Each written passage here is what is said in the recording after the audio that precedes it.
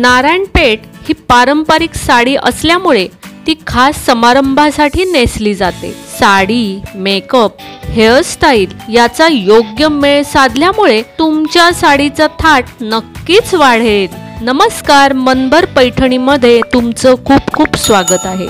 नारायणपेठ साड्यांचे उत्पादन अतिशय अनोखे आणि पारंपरिक आहे। कॉटन नारायणपेठ साडी एका दिवसात पूर्ण होते, तर सिल्क नारायणपेठ साडीसाठी 4 ते 5 दिवस लागतात। ही साडी प्रीसेट लूमवर विणली जाते।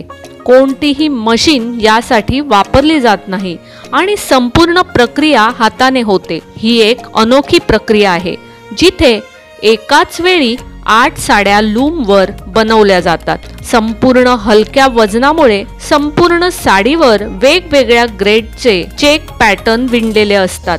त्यांच्या हलक्या वजनामुळे आणि बॉर्डरवरील लहान जरीच्या डिझाईनमुळे नारायणपेठ सिल्क साड्यांची तुलना कर्नाटकातील इरकल साड्यांशी केली जाते। नारायणपेठ साडीवर अगदी लाईट मेकअप केला तरी तो तेवढाच छान दिसतो।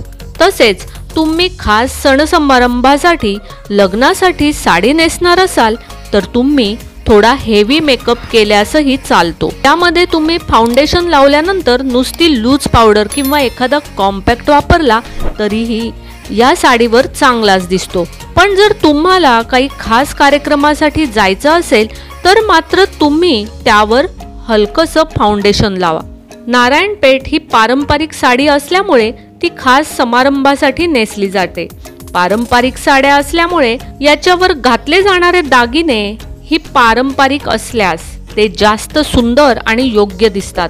मोत्याच्या दागिन्यांचा साज या साडीवर सुंदर दिसतो। कॉपर गोल्ड, अँटिक गोल्ड आणि मोती कॉम्बिनेशन असलेले दागिनेही यावर छान दिसतात। एखाद्या गोल्ड चोकर किंवा कोल्हापुरी साज तसेच ठुशी देखील या साडीवर तुम्ही घालू शकता। खास पारंपरिक सण, समारंभ, पूजा यासाठी या साड्या खास नेसल्या जातात। या साडीवर तुम्ही वेगवेगळ्या प्रकारची हेअरस्टाईल करू शकता।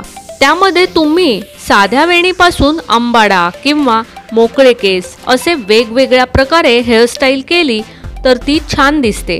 गजरा किंवा फुलांचा वापरही तुम्ही तुमच्या हेअरस्टाईलवर करू शकता।